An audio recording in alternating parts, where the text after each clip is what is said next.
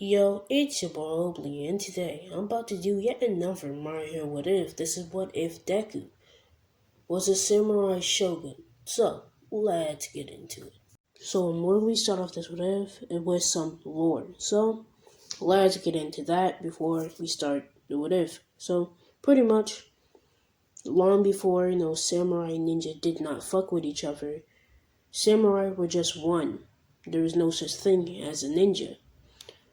When, the concept of being one person having the most power, a group of samurai thought, well, if we kill that one person, maybe we'll be able to get the power, which that is true. It's a proven fact. It happened once before, but these samurai did not get to do that.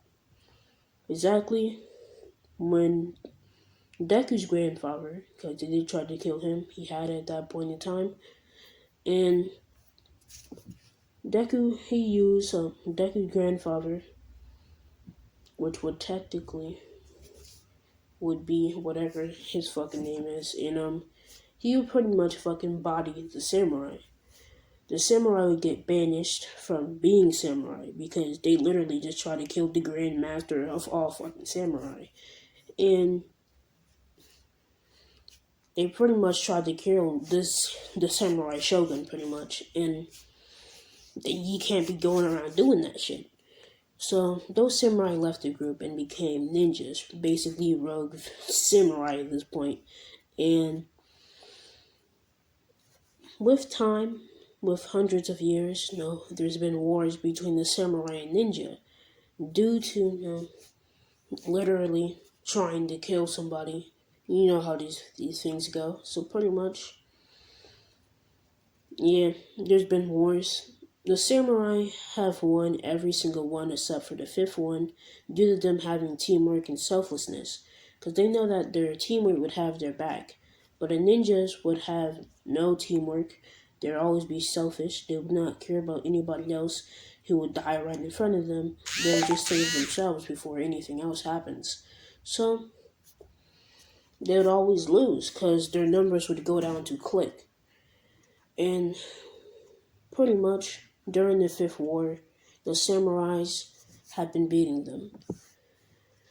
A big group of the samurais, pretty much, the samurais are just bodying these ninjas. And the ninjas, they try to use teamwork, and they do end up winning with some luck and trying their best. And those group of ninjas who used teamwork and actually cared about their teammates for once, they realized the way that they were living has been fucking retarded.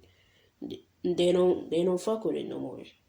So they became rogue ninjas, and it's not the same people who became rogue samurai and became ninjas. It's totally different people who grew up and were trained by those people. So they kind of realized, damn, this is weird. We ain't fuck with it no more. So they dip. They dip and became a whole new group. They became Nukins.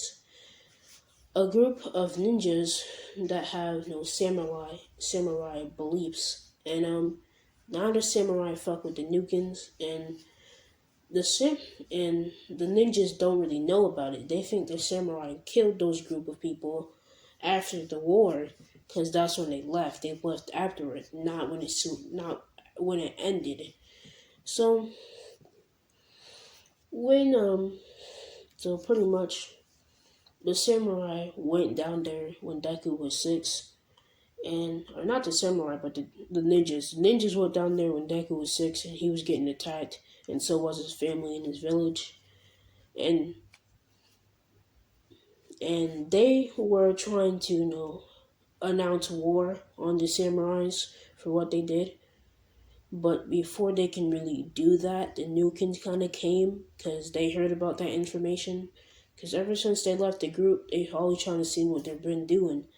And when you see the opposite of a group standing in front of dead bodies, you don't think that something good happened, okay? I'm just saying. It's like seeing a crip standing over a blood's body. Like, what the fuck? that's not something you see normally. So the new kids, they run away because they ain't trying to fuck with a whole bunch of samurai right now after killing a whole bunch of ninjas after killing samurai. So yeah, they ain't fucking with it.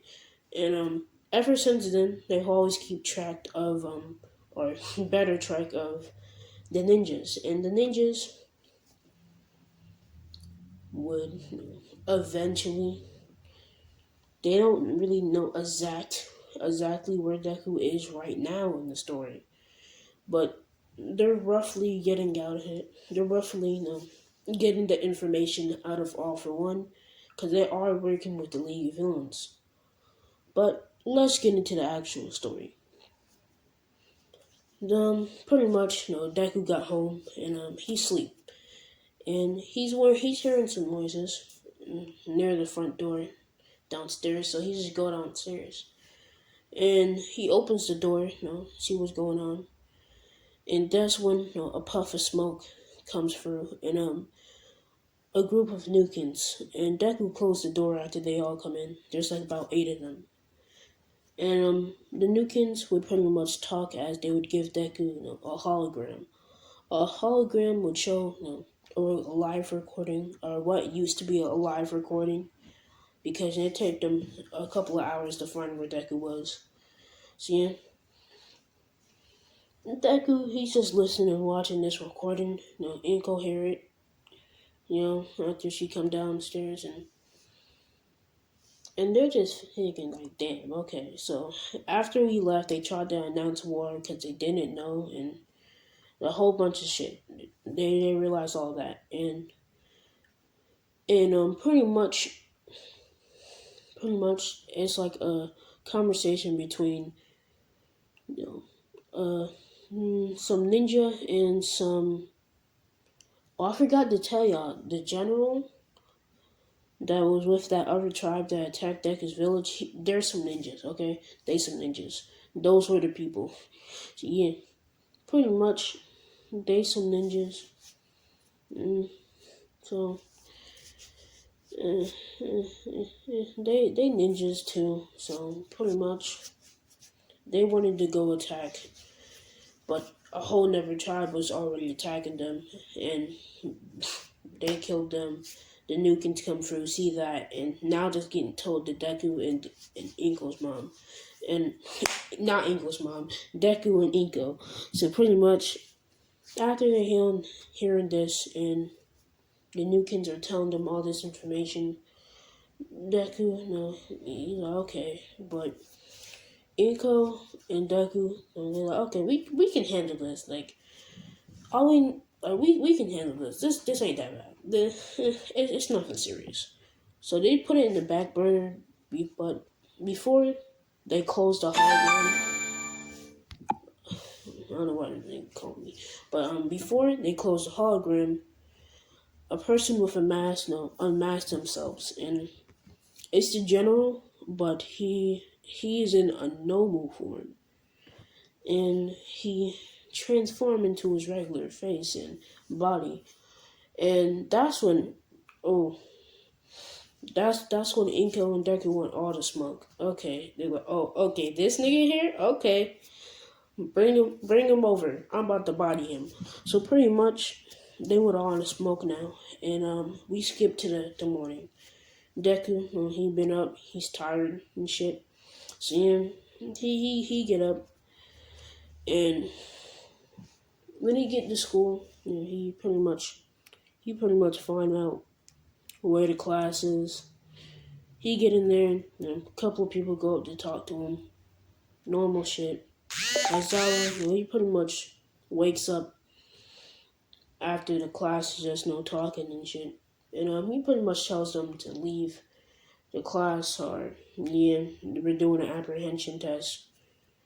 And yeah, a couple of people, they salty about that. They don't really want to do it. But Deku don't really care, so he just kind of leave. And Deku, he just kind of tired, man. Like he don't even want to be here anymore, bro. It's already been 4 hours. He just want to go to sleep. So pretty much, he get outside, and They throw him the ball, and Deku, he throw it. He he can't just be throwing it regular. Okay, so pretty much he throw it the first time without any powers, just bare strength, 3,000 meters. Yeah, and he throws it with no, he throws it with his powers, and he just uses air to project to pretty much make it go farther and faster. Not really faster, but it's going farther. And yeah, he kind of like pushes it in the air. Then he kind of aims his sword like right in it, or not really right at it, but right at it, not in it. He aims lightning right at it. Bam, shoots right out, and it kind of just makes it go faster. And he, yeah, his lightning, and yeah, I'll say lightning and air fucking teleport. Don't matter. It just pretty much teleports. He's not even controlling his power at this point. He just using instant infinity. And not really infinity. It just gets error. It's an incomprehensible number. Like no one can act. At least the machine can't think of a number. The machine can't test his shit, okay? It's not gonna happen. The machine not fucking testing it. So yeah, it shows error. Aizawa shocked. And he pretty much shows that it's infinity now. And yeah, it's just kind of switching between error and infinity. And one of the students is just asking, well, what the fuck error mean anyway? And Aizawa just means, well, it's higher than infinity. It can't even determine the amount of strength Deku even used. And that's when Bakugo, he getting all salty and shit. And so is Todoroki. Todoroki's not gonna do anything yet, but Bakugo, he definitely gonna do something. So he burned him with explosions, and before Aizawa can really do anything like his scarf and try to wrap him around it, before he can even attempt that, Deku just kind of literally used lightning. Almost looks like he teleported behind Bakugo, and he just kind of just fucking knocks him out by just having just fucking hitting him in the back of the neck, just chopping his neck with the fucking sword handle, just right in the back of the neck, put him to sleep. So pretty much Bakugo, he got put to sleep. No one really failed the test because Bakugo doesn't actually do it, and he has an explosion quirk, so yeah, he has potential. That's the same reason why Deku didn't fail, even though he had the lowest score. So yeah, Deku, he did good. He got first place in everything. What did you expect? But pretty much, Deku, he was just chilling and shit. And okay.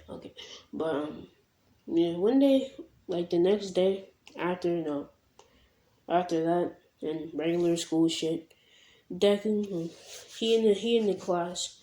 After Aizawa pretty much says that he going to sleep. Like 2 minutes later, All Might pretty much pull up and yeah, he slide in and he announced the hero versus villains. And he takes the kids to the fucking room. Who knows where that shit is, but pretty much he takes them there. And when they're there, they're pretty much getting explained to what it is and what they're going to be doing, and the teams get placed.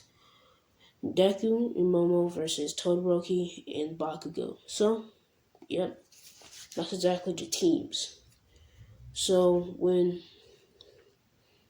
Momo tried to ask for Deku plan, he asked for hers first because the whole thing was that she had with Todoroki when she was working with him, he didn't want to take her plan, and that's why she's salty. So we're not gonna have that. And yeah,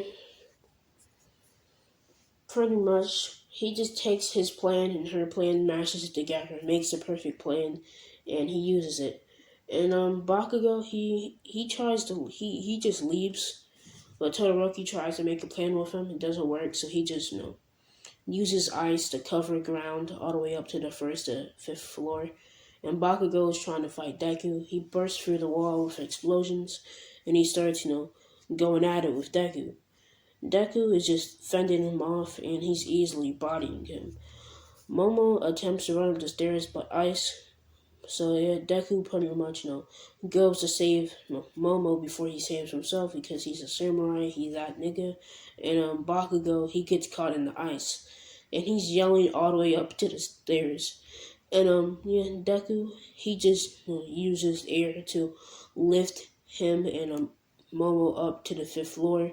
There's a hatchet, and at the top, there's a hatchet. So pretty much, when Bakugo see that they just flew up in the air, Bakugo start using the explosions to break the ice on the floor that's connected them to the floor, basically. And he get up there by using the explosions, and he start trying to fight Deku up there. Deku just, doesn't really give her the sword because he literally cannot hold it.